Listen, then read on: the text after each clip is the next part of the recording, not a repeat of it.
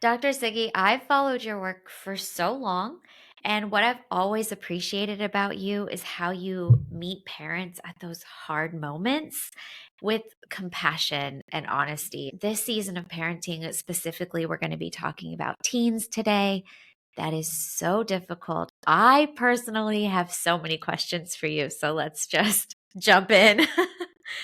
We've been Yes. told once they hit teens, they're supposed to pull away, but that can feel so personal when they do.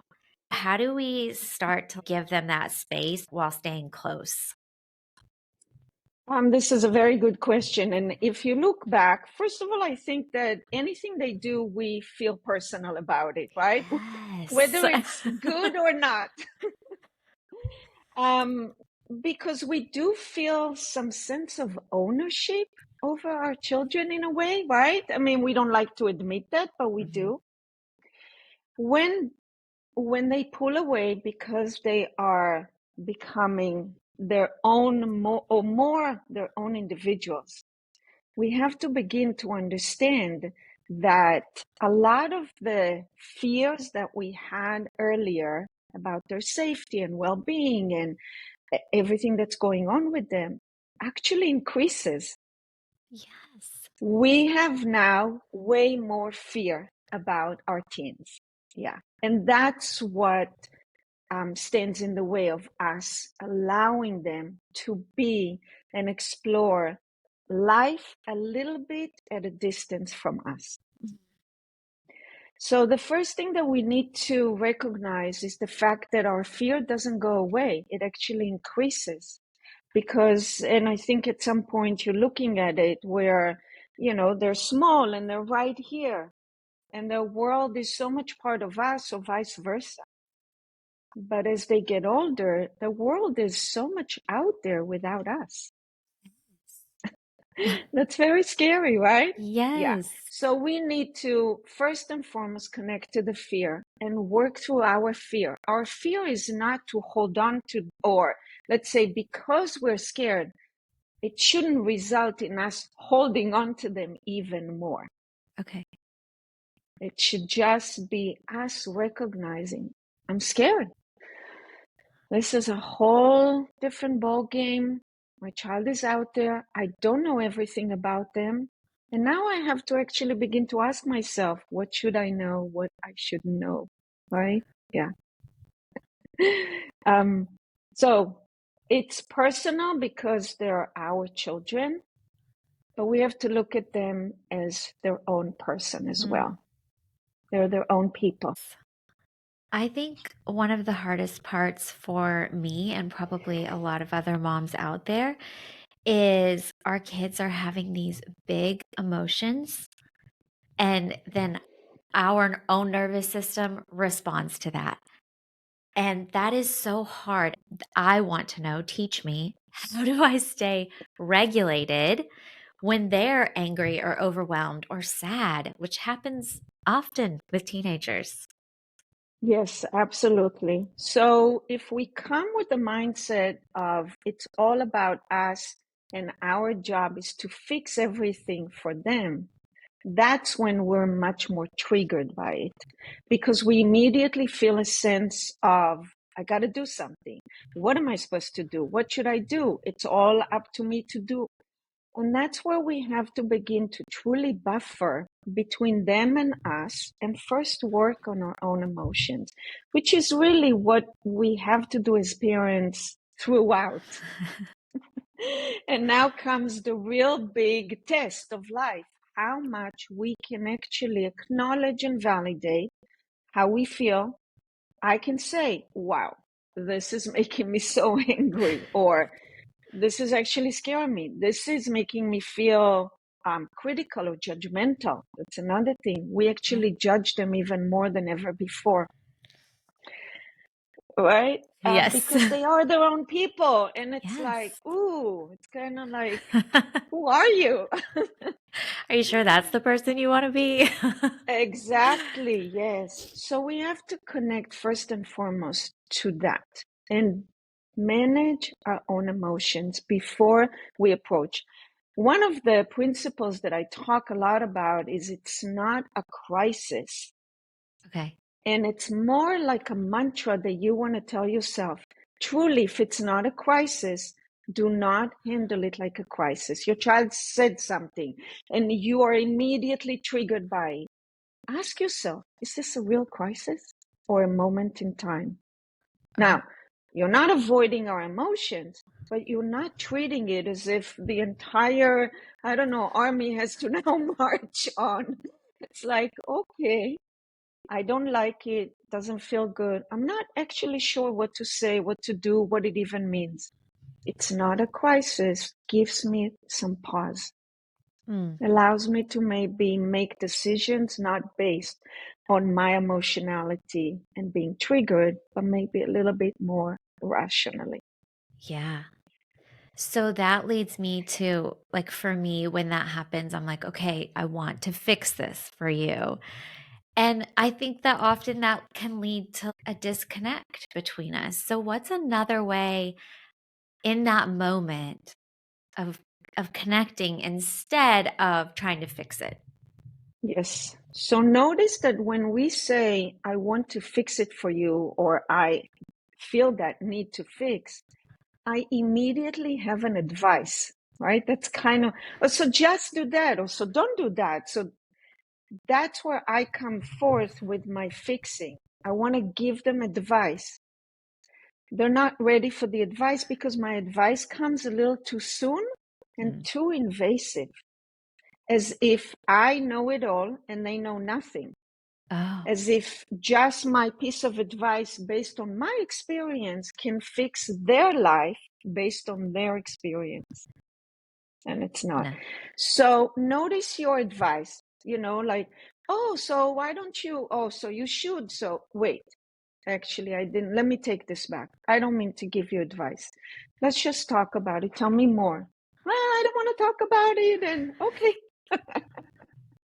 you're Yes. the worst. You don't understand. You don't know anything, right? I mean, Uh-huh. and you're like, whoa, okay. None of that is actually true, but I get that right now you are actually triggered. That's fine. I don't want to give you advice based just on my experience. I actually want to hear and maybe help you find your own advice.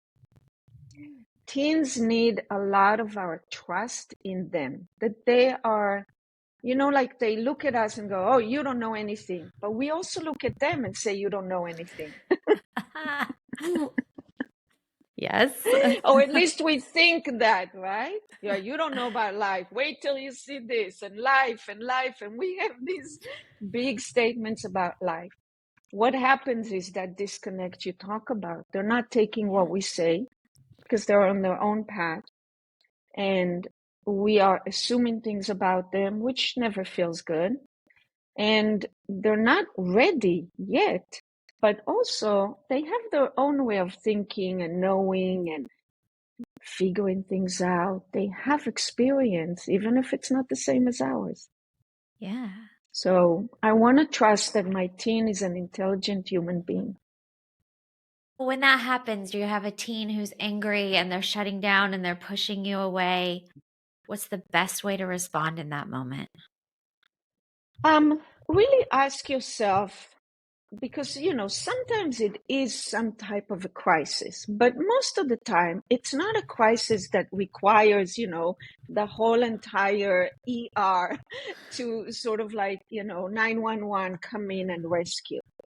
You can buy some time. Time is of essence when it comes to teens. So one, allow them space, and even say that, like they're slamming the door, they're out. You can say, you really don't have to slam a door, you can just let me know I need more time. So you're building that connection even when there is some distance between you, Yeah. because me being able to say to you I need some time is much better than me slamming a door in your face, letting you know I need some time. Right. When our kids were little, discipline looked a little bit clearer, right? You kind of had a few things you could do, timeouts, a redirection. There were some natural consequences. And then they become teens and it gets just murkier. What does healthy discipline look like for a teenager? Tough question. It Yes, is. because yeah, if you used, taking privileges away or offering privileges for conditioning them to act in a certain way throughout, if you use that, it's very hard to now stop using that. The problem with that system is that as they get older, they can remove themselves from what they recognize as your control. Right. It's not about the stuff. You think, okay, I'm going to take the phone away. They are very, very good at navigating around it, at letting you know that, well, I don't care, take it away, it doesn't matter. What they're actually doing, it's not that they don't care. They're removing your control by letting you know it doesn't affect them. And now you have nothing. You took the phone away, but you didn't really get anywhere because Right. they detoured around it with a different mindset. So I know it's hard not to punish kids. No phone, no this, no that. You can go to your friend's house, whatever. Which is why I can't just tell parents, don't do it. I want to say, don't do it. It's not effective. I just Yeah. want you to recognize a lot of times you're doing it because you feel out of control, and this is your way of controlling them. Yeah. You end up controlling the phone that's in your hand. That's it. That's just an object. Yeah. Yeah. So So, think about that. And obviously that's a bigger conversation, but you truly need to be mindful of how to connect to your teen mm, and learning to say the right things. For example, it's not me trying to control you. It's me making sure you are safe. And that's a whole different shift because they do think we're trying to control them. And we act like that many times. yeah. Yeah. If you can really work on that, because teens, more than anything, do need guidance, do need structure. Maybe it's a bigger parameter, do need you. Even when they say, I don't need you, they do. But not to control them, more like to be there in the background, watching them, chaperoning somewhat. Yes, giving sometimes advice, but not overdoing that. So a lot of this kind of shift is not me trying to control you. It's me actually making sure you're safe until you can do this on your own. And it takes time. Yeah. Great. I know a lot of parents, they're noticing with their teens, the sibling conflict ramps up a little bit. How should we think about those sibling fights, and when should we intervene? When do we let them just handle it? So I have a whole course on siblings, right? And Okay. relationship didn't just start suddenly when they're teens. This is ongoing. 90% of the siblings' relationships have to do with their own place in the family, how you, the parent, is treating it, how you have been judging them, rescuing the other, looking at their dynamic from your point of view. All Mm. of that now is still existing. It's still there, but they're much bigger. Obviously, if I say try to not fully intervene and take over when they're small, like be there. I see you're fighting. This is tough. Why don't you tell him what you don't like. He's stupid. He's this. Go ahead. I don't know that you need to use foul language, but you can say, I don't like it, and so on and so forth. I just need to upgrade that. Whoa, guys, I can see there's a big fight. Absolutely, they can manage and navigate their fights. They truly can. You can set some boundaries. It's too physical. You can go, whoa, not okay. You guys can be upset at each other. Because a fight is not something you need to manage or stop. You need to help somebody work through their fight and actually come out the other end with something substantial, not just, whatever, dismissive or, Yeah. patronizing. More like, yeah, that kind of got out of control, or I was really hurt, or I'm very upset, jealous. I think this about you. You want to help them be transparent about these emotions rather than don't talk like that about your sister, or, like that shuts them down and they feel like, yeah, you don't get it. So why would I Yeah. come to you? So when you can talk to whoever the siblings that are fighting, talk to both of them. What do you guys want to do about it? I can see, well, and they often start with blame and projection. You, she, all that kind of stuff. Gaslighting, even, right? You Yeah. never can do anything. I mean, they try to drag you into it, and you go, whoa, yeah, that's not, I mean, I'm happy for you to vent, both of you. Let's just vent a little bit. And then let's put our minds together. What do you think you can do about it? What would you like to do? And again, going back to the trust, teens are intelligent, children in general, they are intelligent human beings. They have great coping skills and great problem solving skills. Let them know you know that about them. So say, yeah, I bet you guys can figure it out. Just put your minds together. Yeah.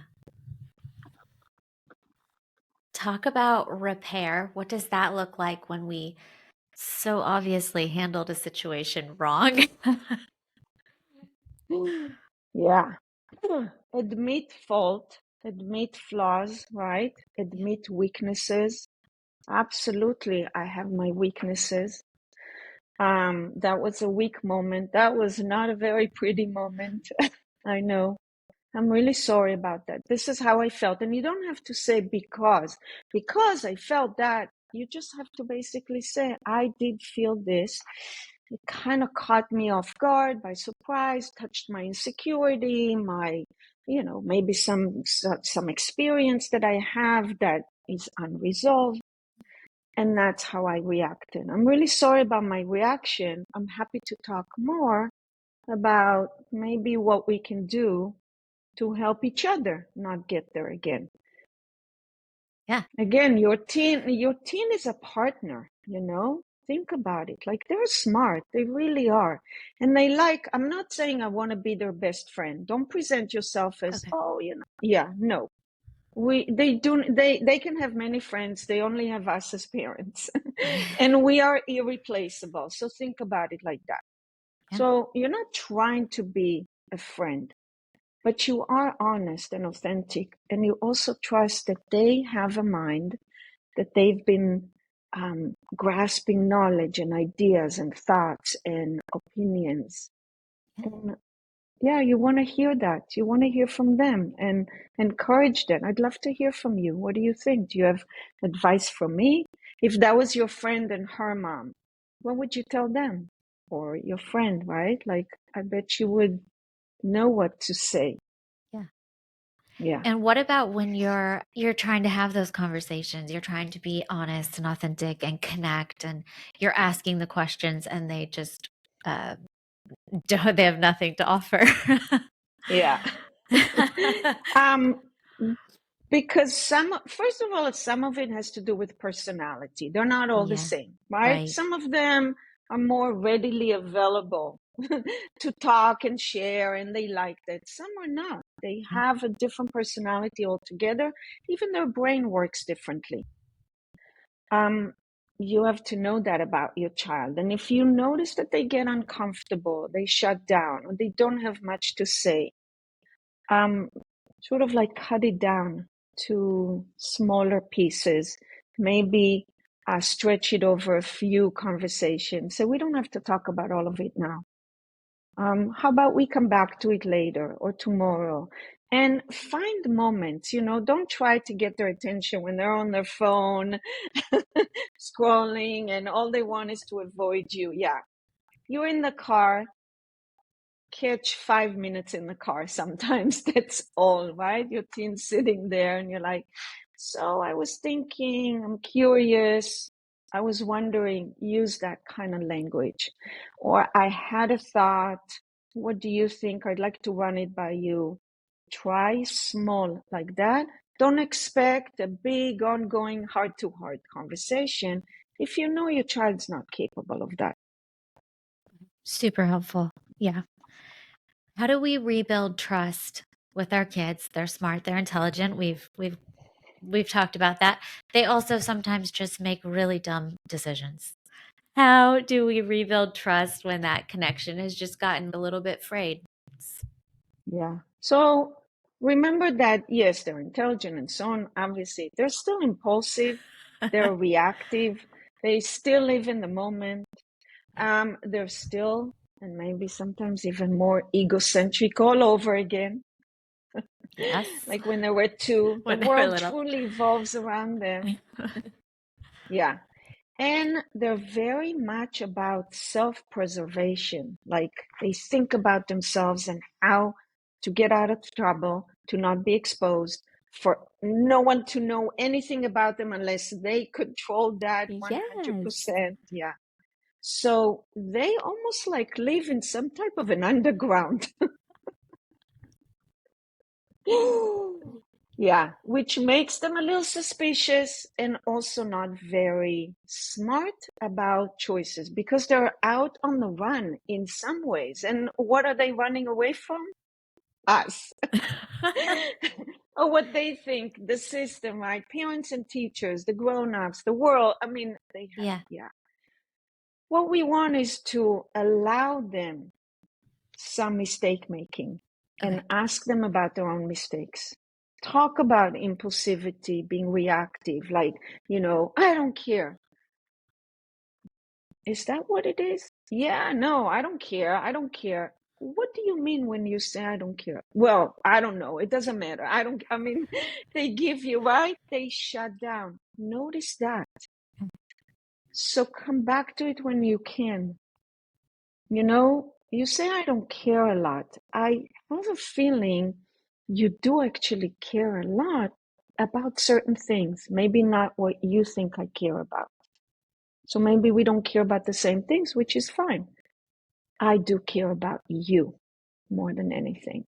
So once again, my job, my role here, not to control you, not to know everything about you, sweetie. No, to keep you safe and to guide you somewhat because I do have experience, not all the experience in the world, but I do.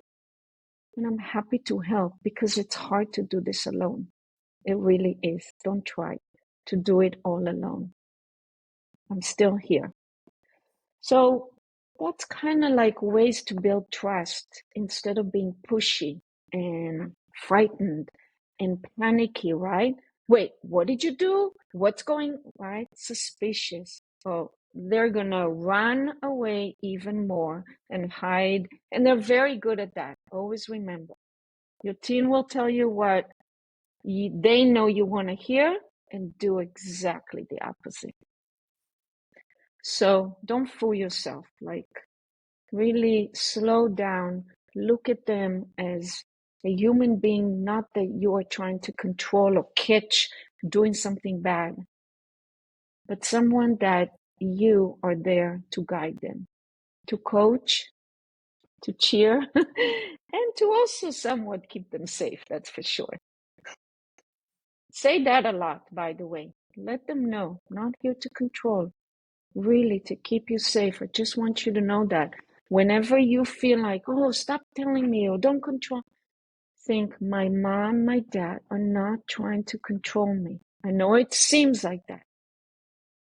They need to keep me safe. I'm still a kid, and that's okay. Let's talk about our teens and just their sense of self worth and identity. It often gets tied to achievement, and whether that can be grades or how well they did in a sport, it can also just be likes on social media. How do we help them start to build an identity that's deeper and that can kind of carry them through life? Yeah. First, we want to let them know through small conversations that them looking for themselves in a way, them looking for that identity is absolutely okay. I mentioned before judgment and criticism. Notice we become more critical and judgmental. Why are you doing this? Why, what, you do everything that your friends, or now you look like so and so, or you're sounding like. try to hold off on these kind of judgments. They're not helping. They're you venting. They're Mhm. not doing anything to really connect or support your teen in that moment. So let them know identity is not one thing, is first and foremost. And two, them looking for their identity is not a bad thing. And so let's go back to you have many identities and you are also trying to figure yourself out. It's almost like they figured themselves out in the family all these years. Now Uh-huh. they have to figure themselves out there. It's a bigger, it's a bigger world out there. Yeah. So, what are your identities? You are somebody's son or daughter, you're somebody's brother or sister, you see yourself as what? Athletic in everything, in some things, academic in everything, in some things. What are your strengths? What are your passions? Break it down. Don't look at it as one thing. There is no one identity. We are made of many. And so when you let them know that first and foremost, some of their identities are already there. Do you see yourself as athletic? Great. Or academic, or you know what your passion is, or you are somebody's child or somebody's sibling. These are all there to stay. They're not going away. So you don't have to completely, look for a different identity. You are finding pieces of who you are out there and seeing what fits. It's almost like remember when they were little, looking through that trunk of, dress up, right? And putting this on and that on. This is dress up. It just looks a little different, but that's what they're doing. They're dressing up. I'm a doctor, I'm a magician, I'm an astronaut, I'm Superman, right? Kind of like, there were none of that at 5. Yeah. And now I love this music. I love that. Find out. Try to really get in touch with your own fear about it. Their music is, or whatever stuff that they like, even fashion. Oh, that's awful. What are you? Bite your tongue a lot. Know that so many of these things are really temporary unless you make a big deal. And that's when they try even harder to defy you. So, Okay. Okay. Great.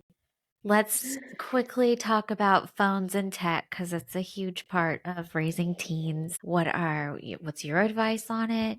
Boundaries, yes or no? What Talk to us about tech.